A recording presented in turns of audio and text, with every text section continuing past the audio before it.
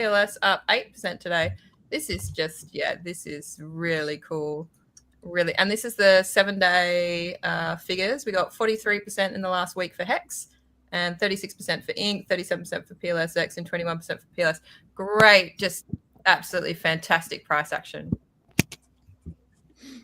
Super exciting. Let's go to the HEX. Sorry, go ahead. Oh, it is spring, green bubbles. Let's go. Yeah. Absolutely. Absolutely. I just want to show the HEX chart. This is my favorite chart.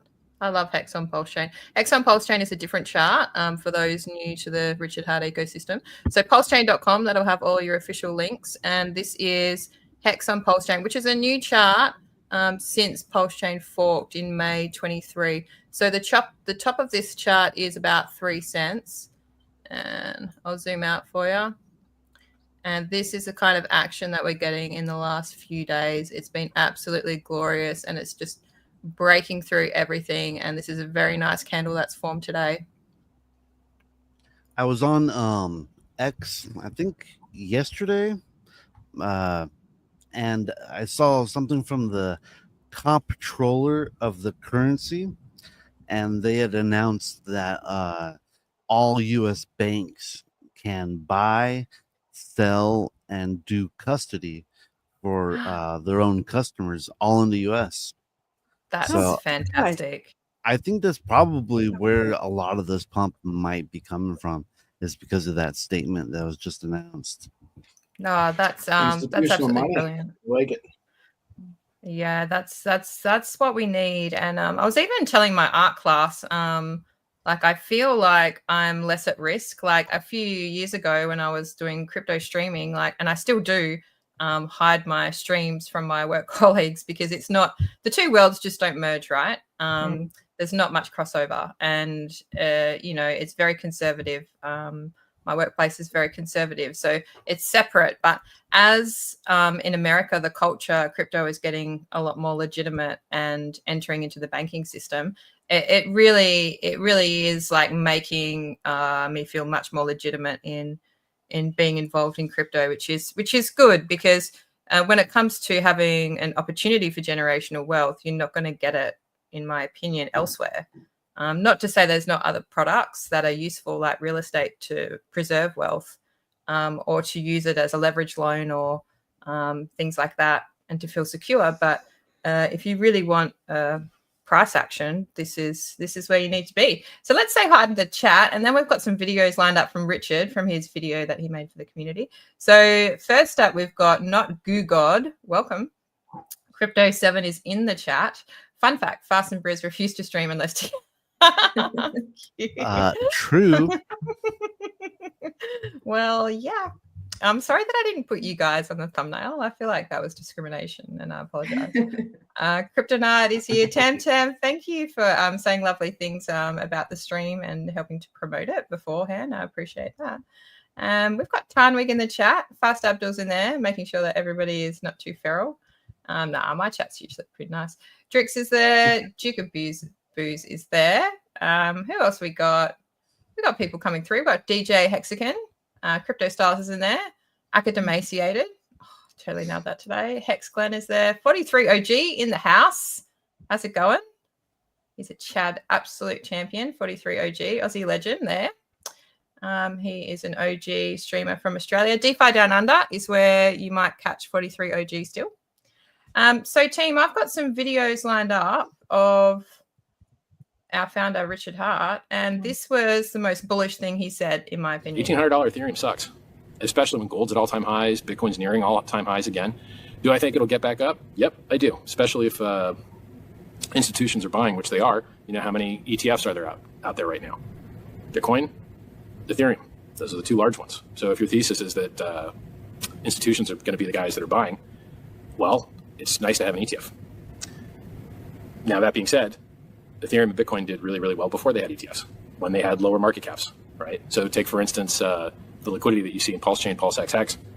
You could get a God candle at any moment. You could get a giant green candle at any moment, because it's easier to get them, because it takes less economic energy, because there's less of it for sale. Pulse Chain has less inflation than both Ethereum and X and Bitcoin. But what has even less inflation than Pulse Chain is PulseX. PulseX has deflation. There's less PulseX now than there's ever been. And for the rest of time, there will always be less PulseX than there's ever been because it only burns and it can never inflate. When he said that about the God candle, I was like, oh my God, Richard, you are reading my mind. I've been waiting for that candle. You know, that candle where it just hops and the traders get wrecked? Because you can make money trading, right? Like, you know, the price is really low and wrecked and you buy and then you just sell and it just hits like a 1 or 2x from that point and then rinse and repeat.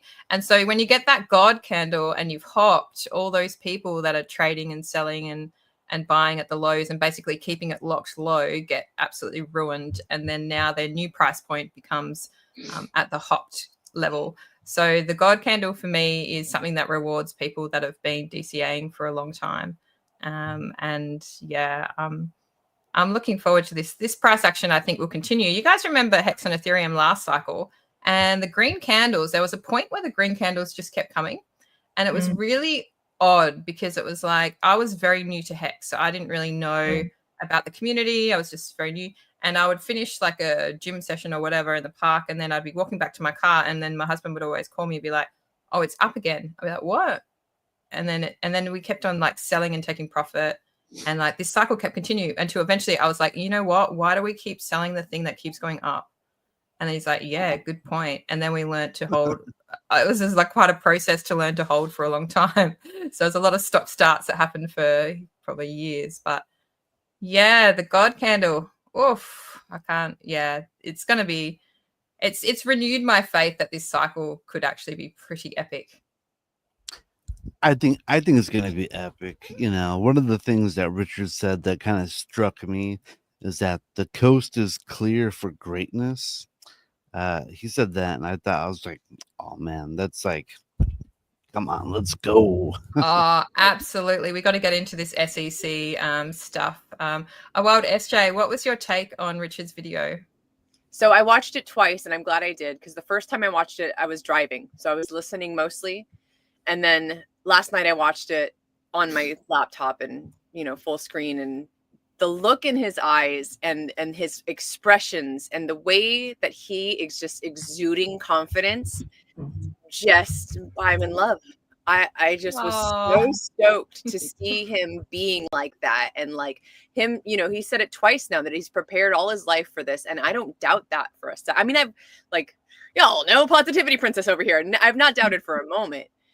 Just the reaffirmation, right, of like what we've known and, you know, what we've hoped for, hearing it. And I've sent his stream to a few people that know me, like family members and stuff like that. They're not in the community, right? They are looking in from the outside, and I'm just like, I just want to know your opinion, like, because he says so many things that to me, you know, like, we're here and we've been in this and we've heard all this and we know what he's talking about, right? But I feel like it's just really epic what's about to happen and what is happening and what Hex, Pulse, and PulseX have now with their regulatory clarity. Like, you know, the fact that we hold those coins and that's what has been decided upon as good and well in the world. It is just my heart. I'm just all aflutter. Oh, SJ, can I second that? Like when I saw the video first, like Richard's skin looked different.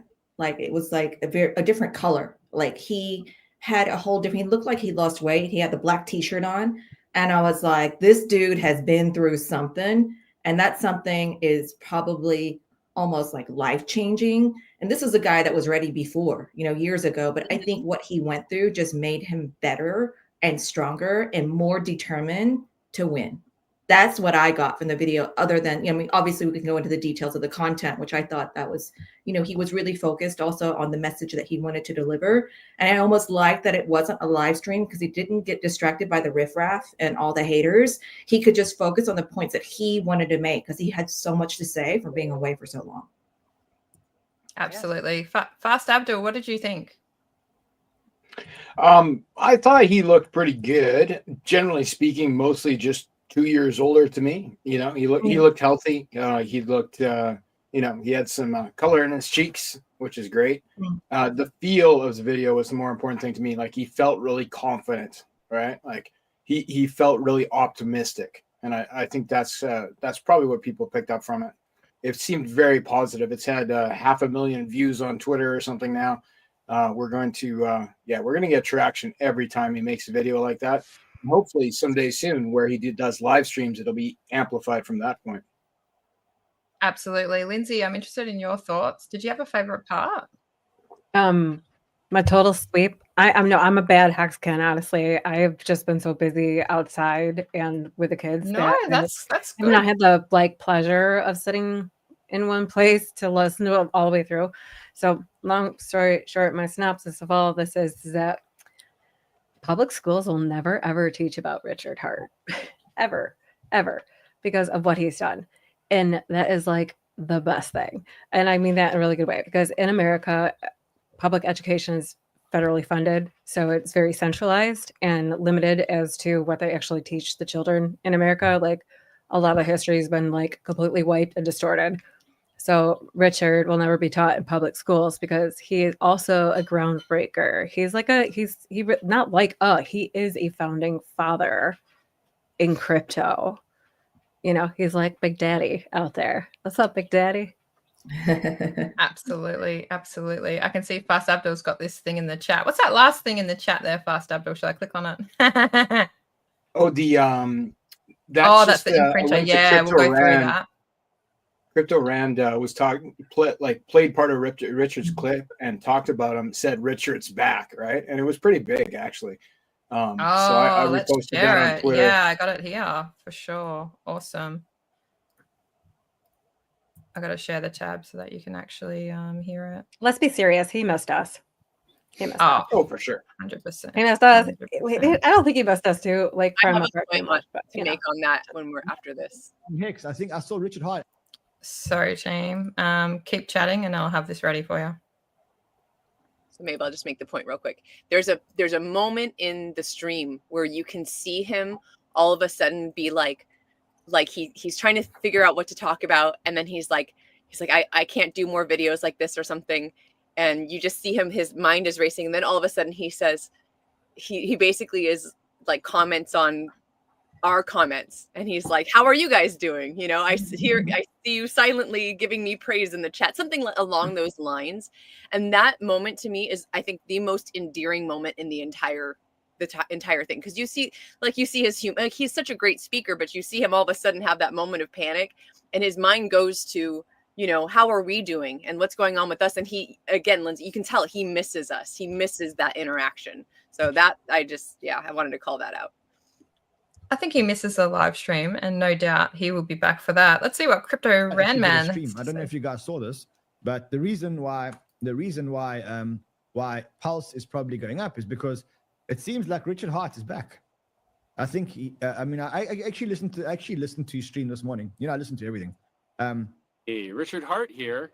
Guess who just beat the SEC in court and did not settle and did not have their case dropped? This guy, me. I did that. And you know why I did that? Well, 1, I'm innocent.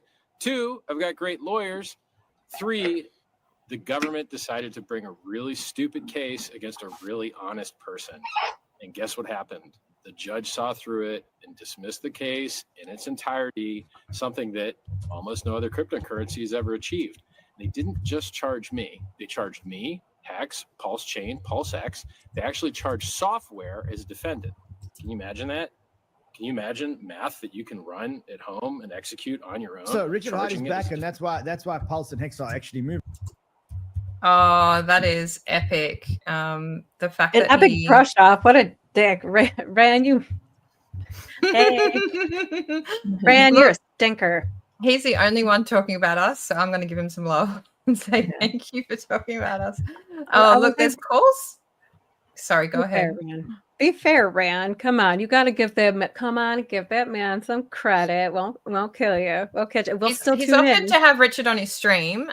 So appreciate that. There's calls for Richard to be on Joe Rogan. There's a very popular guy with 500,000 followers that has agreed to have a video with Richard. I'm going to pull up my. Let's see. Remove that. I'm gonna pull up my bookmarks because I've got some important things to say about the SEC. We've got regulatory clarity, which is really important. It's huge. One of very few cryptocurrencies with regulatory clarity, more than Ethereum has. Absolutely. X is the safe buy. Pulse Chain's the safe chain legally. Mhm. It would have been funnier if Richard had listed, for one, I have great lawyers, and for two, I'm innocent. If he would have listed Yeah. it that way. Yeah, exactly. Oh my God, Hexo posted this and I can't stop watching Hexo stuff it. So Hex influencers are coming out of hibernation. Absolutely. There'll be no need for me soon, which is it's been a pleasure to stream in the bear market for sure. At some point I will stop. I'm enjoying myself though, so we keep going. But this guy had an incredible amount of hair, and then look at him go. He's getting his Chad hairstyle. That's cool. And our streamers are gonna come out of the woodwork. How much hair did they glue to him first? Yeah, because if he I think it's staged as well, Briz. And do you know why? I'm just giving you my conspiracy theory. If he is a homeless gentleman, he wouldn't be able to sit still like that. Like, he has a very composed disposition. And I don't want to make generalizations, but this is not the persona of a homeless person. I've met many homeless people. That's a very well-fed homeless person. Let's be serious. Yeah, exactly. So Motley Investor, he has this post about the regulatory clarity. So this is the document. So this can be found on Court Listener, and it was dated April the 21st. And dear Judge Amon, this is on behalf of the SEC. On February the 28th, the court dismissed the Commission's complaint, granting leave to file an amended complaint by March 20th. On March 17th, the court extended the SEC's deadline to file an amended complaint until today, April 21st. Basically, the SEC provides this notice that it does not intend to file an amended complaint. So Richard actually beat the SEC. So there was no grounds for jurisdiction. But not only that, the judge basically said in more legal terms that their arguments were incredibly poor. And they would have to make a new case, which they did not. And this post from Rackham is a really excellent post in regards to regulatory clarity. So just so everyone is clear, PulseChain is an elite layer 1 blockchain with a clear mandate to expand after its recent victory over the SEC. We are one of the only networks that the general public can take comfort in knowing that the founder code and legal standing were vetted rigorously by the federal government. 99% of the tokens listed on various crypto exchanges actually cannot claim that at all. They have to go through fire alone to earn it. PulseChain is now the new standard. We earned it. The exchanges have an ethical responsibility to vet all of these other tokens and companies now by the standard we were held to, do they not? I would think the exchanges would race to add PulseChain to show solidarity with the court's opinion, or am I being unreasonable? All this in addition to the original audits conducted at the direction of Richard Hart. Therefore, other networks and tokens could experience litigation at any time, and they should no longer be considered safe, even under the Trump administration. Not all of the other tokens and networks will be able to withstand the SEC's onslaught. Maybe their legal team's prowess will lack, and they simply lose to the SEC. Study all the previous SEC enforcements. That is all I'm saying. There is no guarantee that the federal government will remain hands-off in the near future. No one knows if the post-Trump administration will show favorable treatment to the industry. There's only 3 crypto coins in the world that won an SEC lawsuit. Understand? PLS, PLSX, Hex, and Ink are now completely legal, hot commodities. Start treating them as such. Not Ink. Oh, not Ink. Ink was never in the firing line, was it? Ink was never listed in the complaint.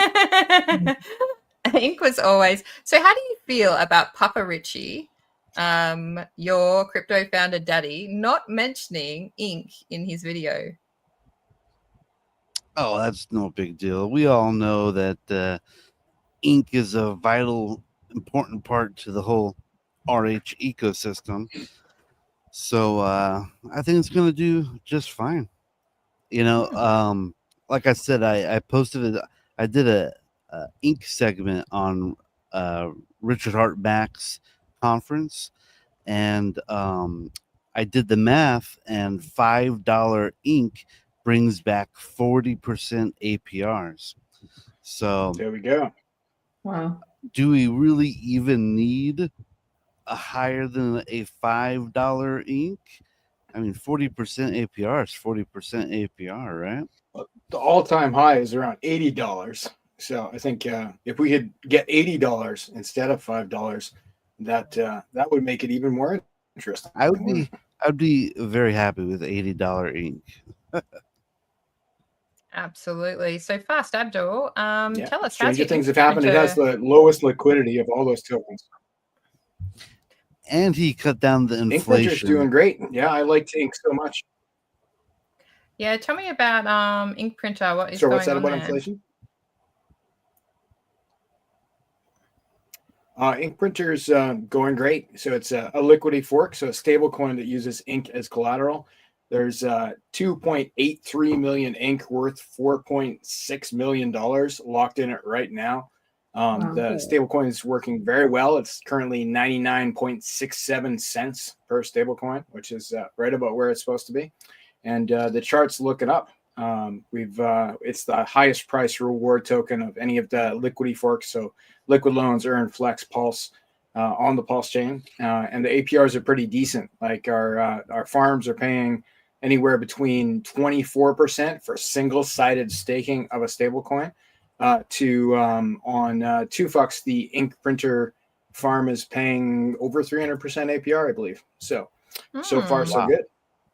That's Good. amazing. Yeah, Thank you 309%. for thanks for providing these opportunities on Pulse Chain. So there are different yield opportunities.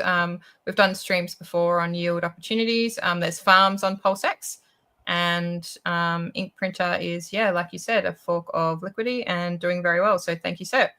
Shout out to RH Max, who put on a whole conference for everybody. Thank you so much. I tuned into some of the conference, and it was really good. I enjoyed watching the different people that I see individually stream come together and then stream together. And I thought that was really wonderful. Richard gave the conference as well a shout out. That was really cool. And yeah, I think it went really well. And yeah, I hope he continues in the future, although it must be a lot of work. So who knows? Did anyone go on? I think Briz, you were on. You had a segment.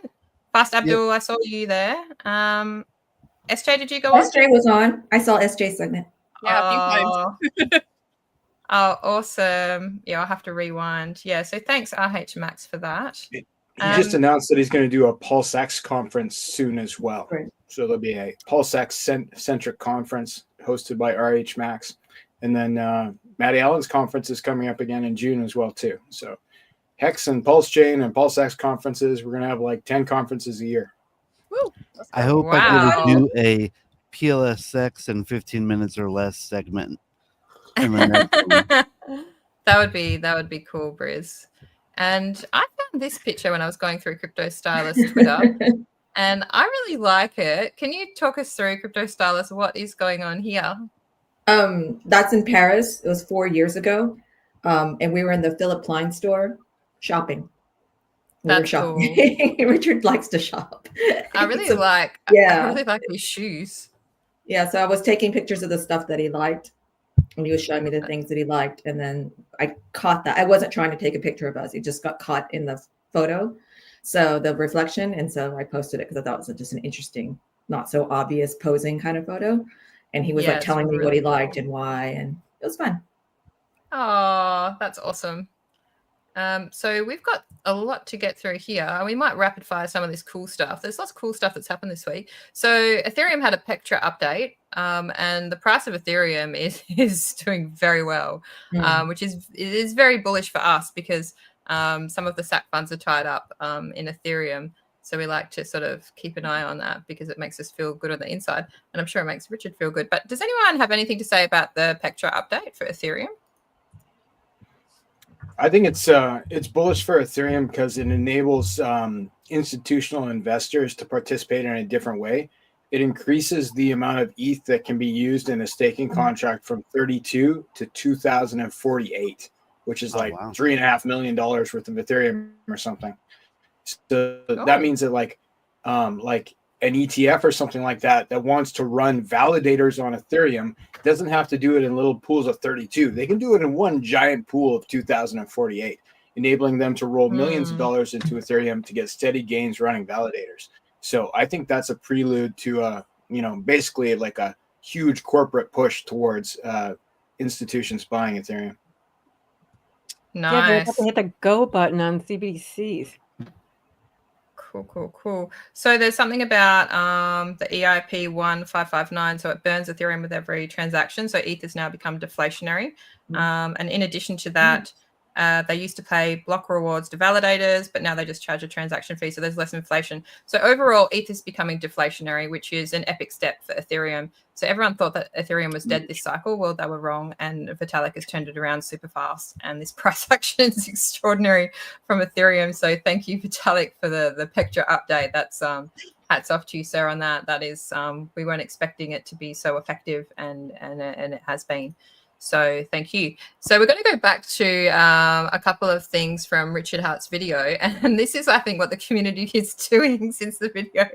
Oh my God, it's happening. Be cool. I'm cool. I don't know. Are you cool? No, we're all not cool. We're just like, It's happening. Oh, imagine what we get like in the Hyperball. Oh gosh. So shout out here to Hex Toys Official, who is giving away this Chad replica of Richard Hart here. That's really cool. I really love this stuff. Anyway, I'll put my name up to try and win, but I don't think I won. Who knows? I bring this one back.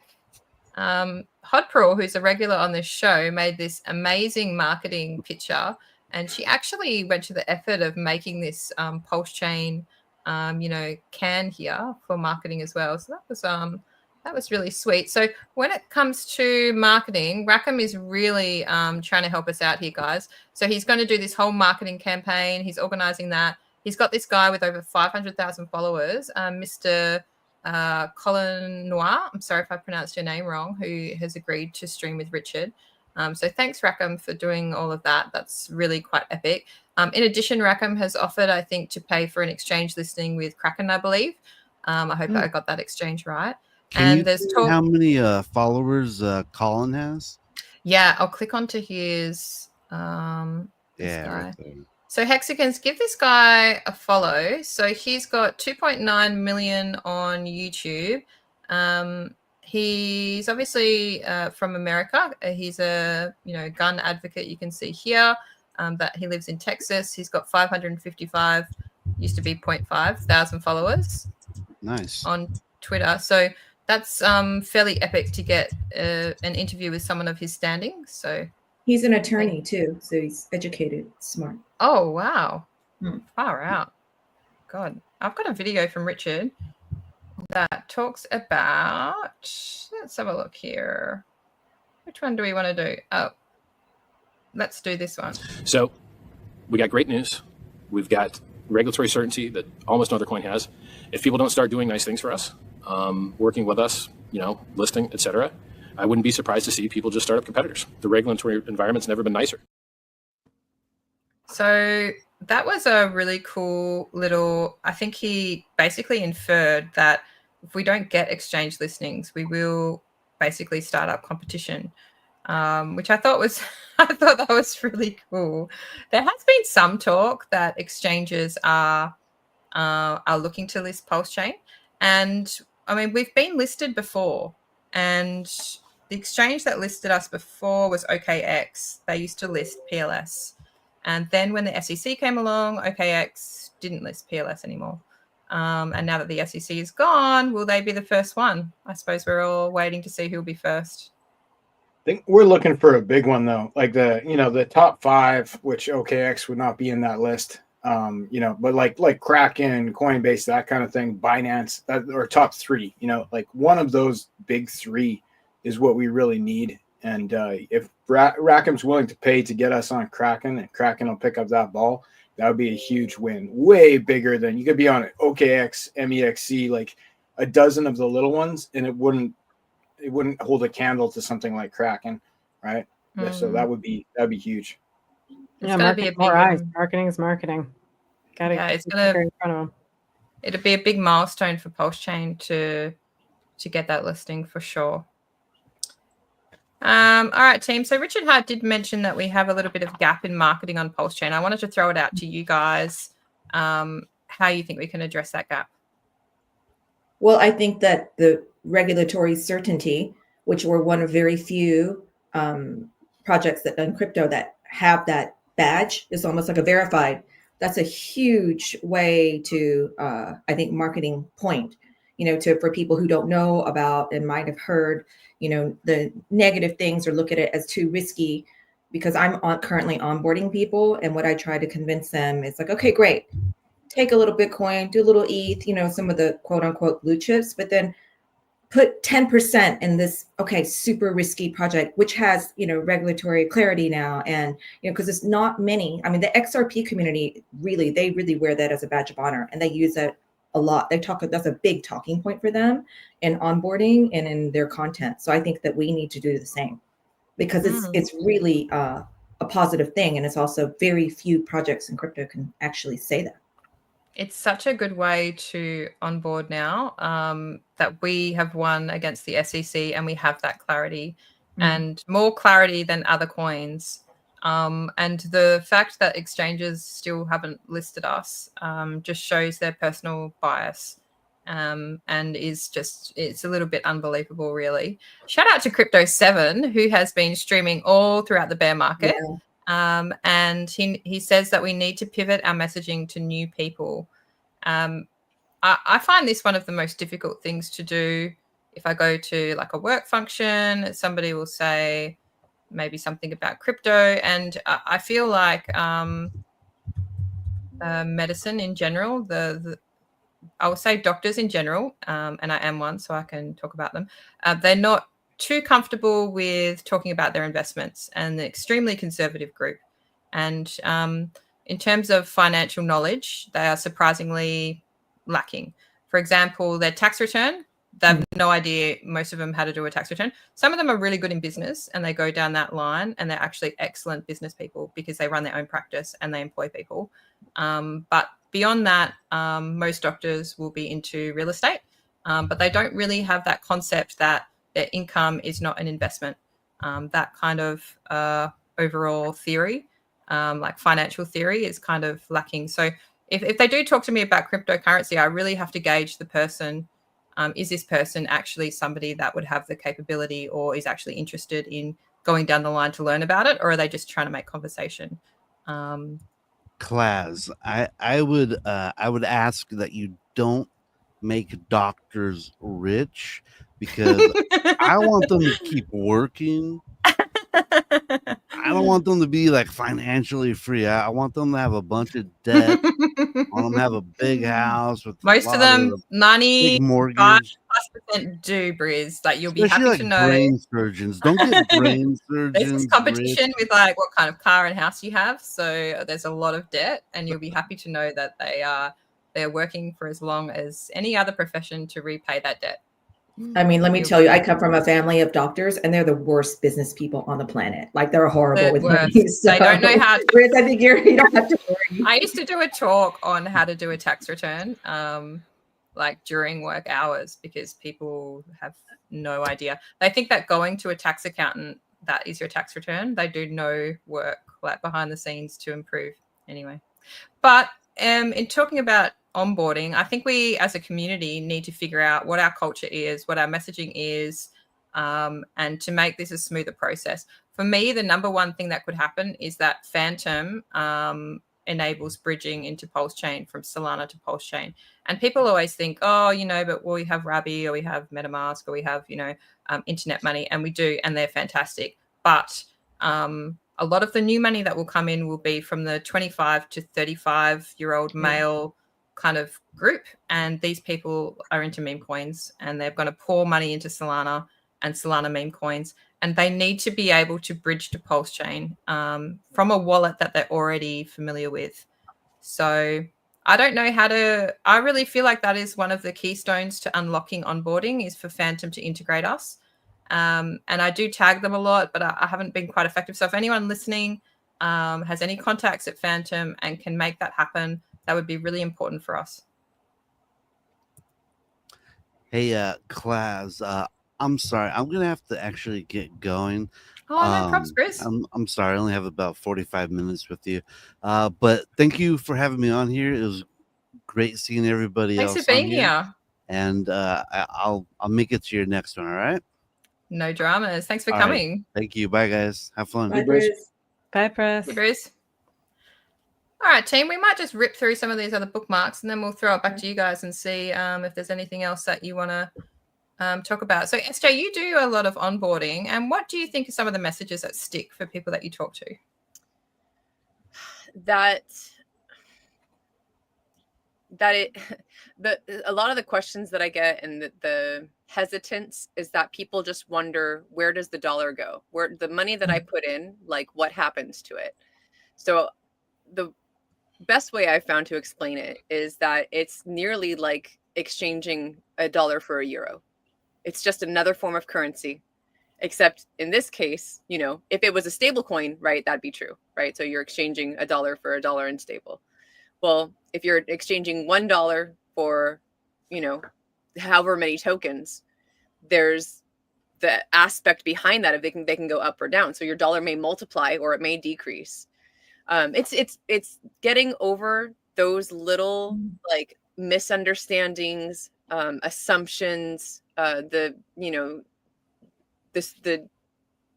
what's the word I'm looking for? Just you know, like people don't understand like the theory. They don't understand the building blocks of decentralized finance. Yeah, people understand basic fundamental financial literacy. Period. Like 90% of people out there don't even know what I just said. Insane. Yeah. It's true. People don't understand inflation. They don't understand what self-custody is or real DeFi is. A lot of coins and communities claim that they're real DeFi, but they don't self-custody. And we know the dangers of exchanges, and we see that in the media play out. And you even hear from your friends that have lost, money because they held their money on centralized exchanges. So I think there's a lot of the question that I get is what's behind it, like what's backing it, and there's nothing. Everything is a narrative, right? But that's true of exactly what I was going to bring up too, is when they bring up the whole, well, like I go into like, well, if you went into your bank and asked for all the money in your bank account out, and then 100 other people did the same thing, you think they're going to all walk away with that cash? No, your money is on a screen these days. There's a few very important concepts, and one is that crypto is permissionless. So if you have a whole heap of money in a bank and you want to get that whole heap of money out right now, you can't just go into the bank and get that whole heap of money out. You might have to make an appointment. They'll make you sign a bit of paper. You have to explain to the other person why you want your money, and then they may or may not give you permission to access that money. And the idea of cryptocurrency is that you've cut out the middleman, and so it's permissionless. It's your money, and you've self-custodied it. And on the exchange, if you held your money on an exchange, you still are asking for permission, because that exchange, there's no guarantee that they've held your crypto. They could have used it and they've traded it, and that money does no longer exist. It's not backed. So if there's a run on the exchange, you might not get your money back, which happens not infrequently. So it's a permissionless. Real DeFi is being permissionless. You're self-custodying the own keys to your wallet, and that's why we like it. Watch the new narratives that come up as we roll out over the next few years. Watch the ones that brand themselves to be the bank on the Web3 banks. Those are the really interesting ones to watch, I think. Not the on and off ramps, but the ones that consider them to be the interesting. Where's that? All right, Tim, I'm gonna wrap it up soon, but I just want to play perhaps one more video from Richard. Bitcoin's price better than almost any other price in crypto. It started the lowest, went the highest.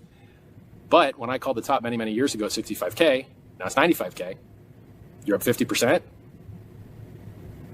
After a dip to 14K or 17K, went from 65 to 17. I mean, I don't know, man. Are you able to retire your family and create generational wealth off of a 1.5x? Probably not.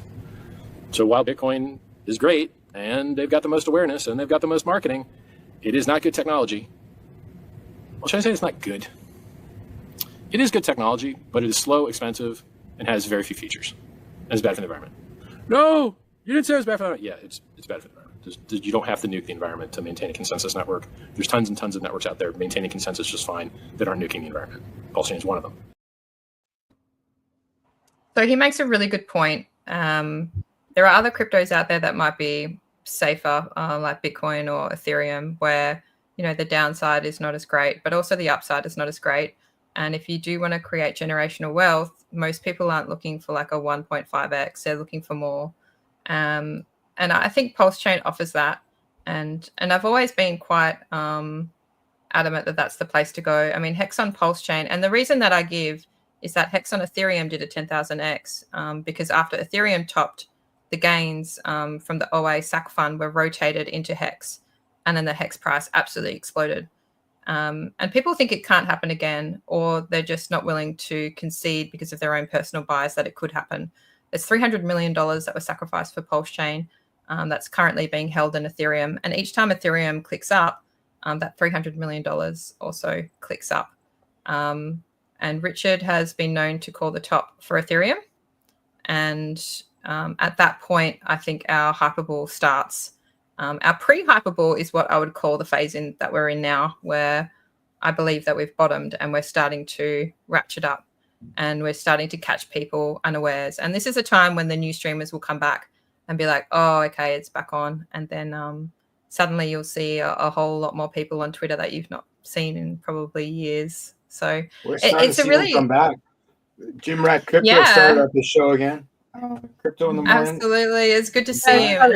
I was like, oh, he's back. Okay, all right. This is the beginning. I know my first the exit signal now, and I know the first of the we're back signals because I've seen them a couple times or other couples. Like, once you've been in this community long enough, and I mean, like, either through streams or Twitter, in-person events. Like, in-person events, guys, are the most important thing. Bring your friends to this like crypto party. Don't give them a whole line of nonsense if they don't understand the basic fundamentals of like, balancing their checkbook and taking care of the goods.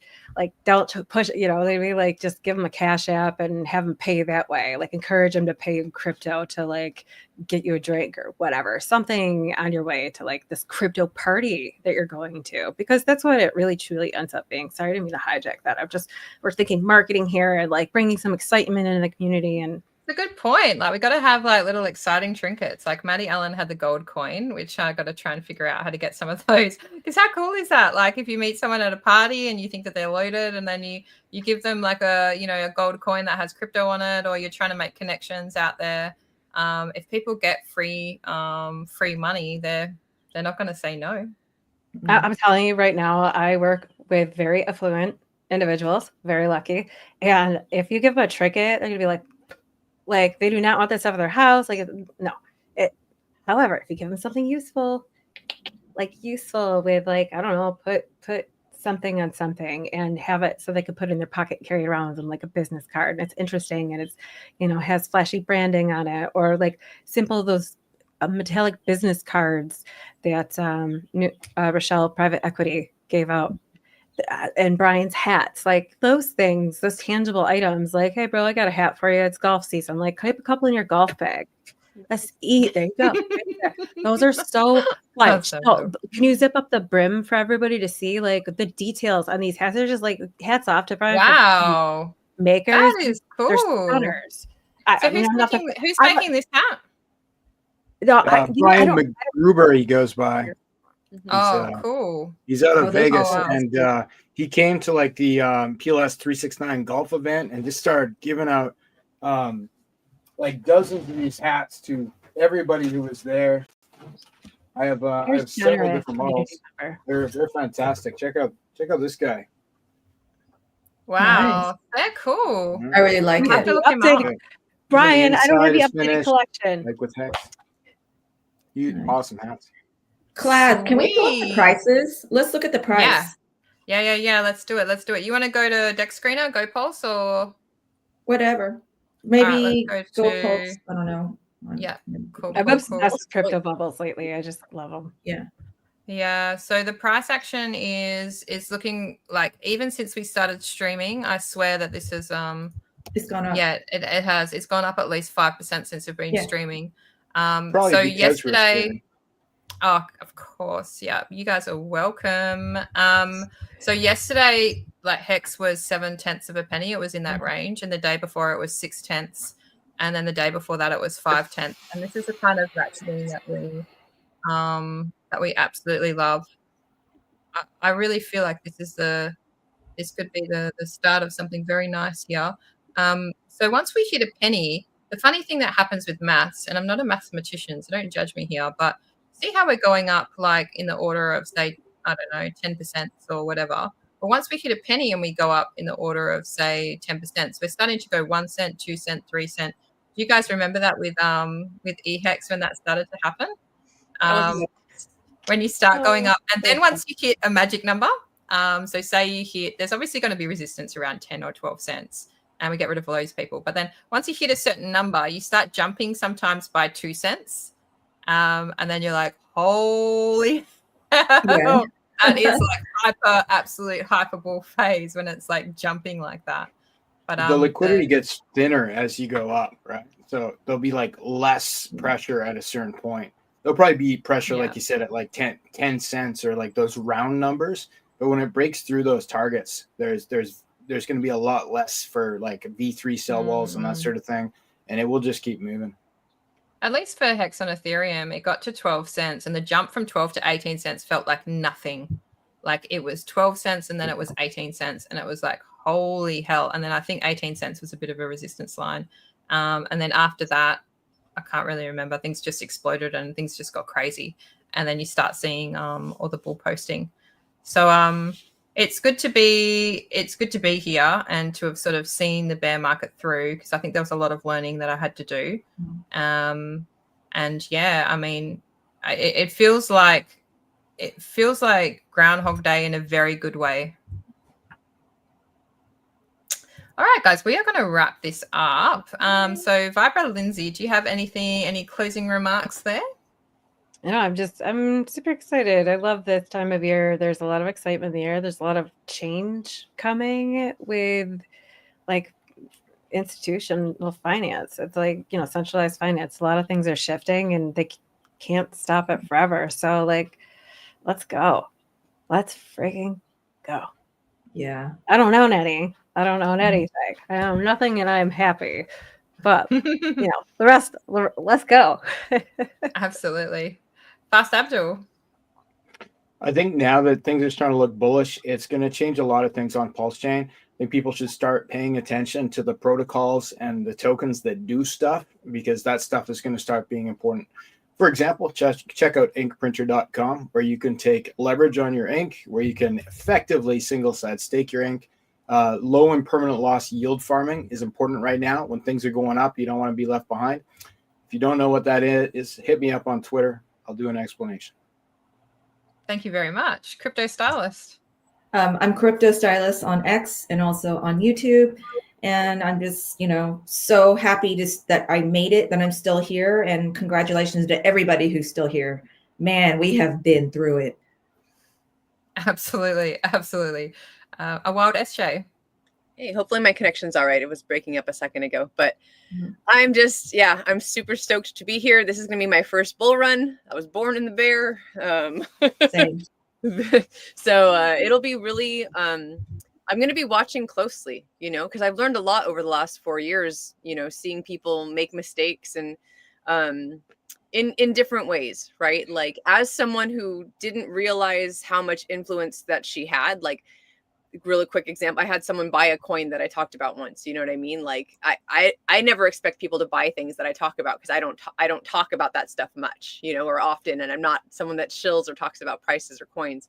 So I really want to be just aware of, the things that I say and what I'm doing and how I'm moving, as the bull run comes to us.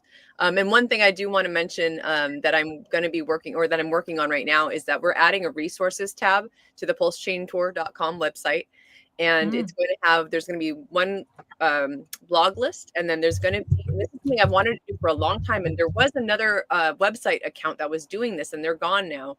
But I'm going to start listing anyone in the community who offers a product, a service, anything where, like, for example, Lindsay right here, right? Like we'll put Vibra Farm, anywhere you can go within our ecosystem to continue putting the money back into our ecosystem, right? Like if we can provide a service for one another or a product for one another, why wouldn't we, do that to build each other up in that way? So yeah, something exciting to build as we're moving forward for sure. Oh, thank you. And thanks everyone for being here. Thanks, chat. There's been a lot of comments and really appreciate you guys being here. And Fast Abdul, I saw you had a phone number there that you put up in the background, just in case people need to reach you. So thank you for that. All right, did. guys, have a No good problem. night. Okay. Thank you. I have to run, so I'll see you guys. Thanks. Bye. Bye, Thank guys. you. Bye. Bye.